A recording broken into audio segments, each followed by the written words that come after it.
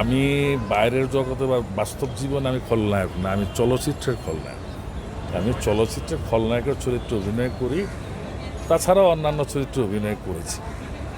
আর খলনায়ক হিসেবে যেহেতু আপনি আমাকে চিনতে পেরেছেন, তার মানে আমার অভিনয়ের ভালোবাসা আপনার মাঝে আছে। দ্বিতীয়ত আসি জনগণের ভালোবাসা।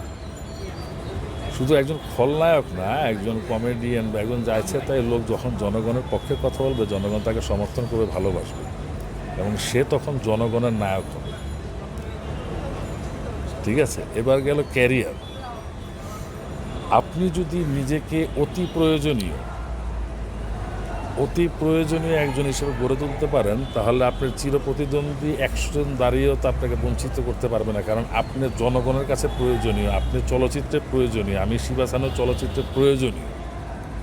যেই কারণে আমি যে দলই করি না কেন, চাইলেই তো আমাকে বাদ দিতে পারবে না, কারণ একটা ক্যারেক্টার করতে হলে শিবা সানুকে লাগবে, কারণ বিকল্প খুঁজে পাচ্ছে না তো।